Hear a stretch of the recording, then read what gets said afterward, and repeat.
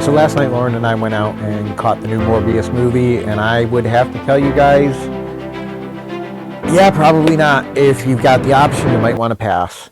I didn't feel it was really good. The storytelling was very choppy at best. They seemed to move from plot point to plot point, never really settling on one thing. There was logical inconsistencies pretty much abound everywhere. There seemed to be problems, which I noticed also with the latest Batman movie. I've been noticing it quite a bit more lately with these COVID movies. It seems like they're just trying to rush through things with certain parts of them, and then other ones, they're expecting us to make such large leaps of faith that it almost feels like they're insulting us. I have to be honest. This movie kind of felt like that. We have Morbius, who is a biochemist and has a rare genetic disorder and is trying to cure himself. And one of the first things that we see him do as a child is fix a dialysis machine by putting a spring from a ballpoint pen after taking out a very intricate fuse and everything. He uses the spring from a ballpoint pen to fix it, which makes no sense whatsoever. He's put into this very prestigious school. We see it cut to years later where we are told, receiving a prize from the King of Sweden, which obviously means the Nobel Prize. And it shows him sitting there all dressed up and everything. And then it just cuts to him in another place and then being asked about why he dissed the King of Sweden. And it's like, you get no... You just jump from one plot point to another. He's this biochemist who, because he has this disorder where his blood clots too much, he decides to use vampire bats who have an anticoagulant in their saliva. He's trying to find how they produce that so that he can transfer it to himself as a cure. He manages to start working on it and then finds that he can't work on it in the States. It needs to be out in international waters because it's highly illegal. He goes and asks his old friend for money, and all of a sudden he's out on the high seas. And there's mercenaries all over the ship, and it just... so many jumps with no explanation of how. You know, he asks his friend for money, his friend just says, but there's no thing of setup of how did he get here. What has he gone through? Just all of a sudden, the cure is ready, and they're putting it in him. And it's basically, it felt like they were giving you all the answers without you ever getting the chance to ask the question.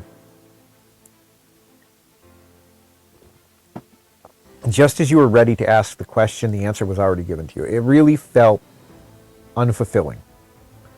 And again, there was a point where in the movie he has cured himself, quote unquote. Now he's a vampire himself and having to eat blood. Now he's on the lam, and him and his friend, his female friend Martine, who they're going to be together, you can tell. They're both the protagonists, so obviously they're going to end up together. It's a Marvel movie. That's how it works. Well, Sony movie, I should say. So, the two of them are out at this diner, and he's trying to figure how to fix his supply, because he has no more blood supply. He's using an artificial blood to help stave off the hunger. And he can't go back to his lab because he's on the lam, so they happen to be in a bar where they hear some people talking, or he hears some people talking, I should say, with his super senses. He hears some people talking about counterfeiting money, and he tells his friend to go back to the lab and grab some supplies. Now I'm assuming she's going to be coming with boxes and boxes of shit, because that's what you would need. No, she comes with a few ampules and a laptop to help him, and he somehow turns an entire counterfeiting thing into a biochemistry lab. It makes no sense. He does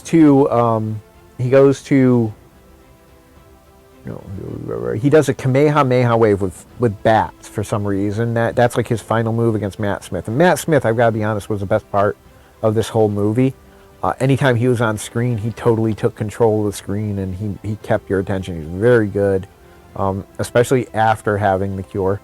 But at the very end, the mid and post credit scene were very much out of place, because we see Adrian Toome's Vulture getting pulled from the MCU universe into this Venom universe over at Sony, and there's no rhyme or reason, and he doesn't seem to care about getting back to his family or anything. And anyone who remembers Homecoming knows Adrian Toomes in Homecoming was very family oriented. He everything he did was about providing for his family and everything. And when he was taken in, the secrets that he kept and the things that he did were all to benefit his family, to make sure his family didn't get hurt. Being that he just pops up over in this whole other universe and very casually is just like, oh, I hope the food's better here, and then promptly gets released from jail with no rhyme or reason, and then he goes off and he gets himself another set of Vulture wings, and even though he doesn't know anything about Spider-Man or anything over here, he just says, I just know it has something to do with Spider-Man, and decides to form a team to go after Spider-Man instead of trying to get home. It doesn't make sense. And then Morbius, who his entire character arc has been trying to stay away from eating human blood and trying to be a hero and stay away from that evil life, ends up siding with him and trying to start this whole thing and saying, yeah, let's do it. It doesn't make sense for the character that was presented us in the movie. So what I would have to say is this, guys. For me, I'm probably going to have to watch it again, because I'm going to have to go through and pick out things in the background and stuff like that for later on. But it was definitely a meh. I know I don't usually typically rate my movies, but I would have to say this would be a C- of a movie. If I had to go from A to F or A to E, this would be a C- for sure. Really not great. Too many logical leaps, too many leaps just without any payoff. No real linear storytelling to be said, because of the way it was just jumping from plot point to plot point, and very lackluster character development for certain characters where it really needed more. But at the same time, the action scenes were really good. So those definitely lifted it up. I mean, this would be like way down at the bottom if it wasn't for that very good action. The quality of the effects that they used was actually pretty good. And being that I saw it in the theater, we had like the surround sound. I had the theater experience. I had all that going for me. So I do think that helped it a little bit.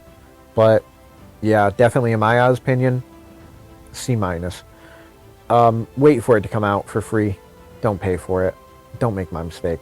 All right, guys. Later. Ozzy out. At least that's my opinion. I don't know. You guys have to come up with your own. Hey guys, if you haven't already, please go down to the bottom and click that thumbs up like button. And if you're not already a subscriber, would you please consider subscribing to the channel? And then, if you did both of those things, would you also go down and find that notification icon? It looks like a bell. Click on that and you'll get notified anytime I upload new content. Guys, I love shooting these videos for you, and I hope to be doing this for a long time coming. You guys have a wonderful day, and I'll talk to you later. Ozzy out. Bye.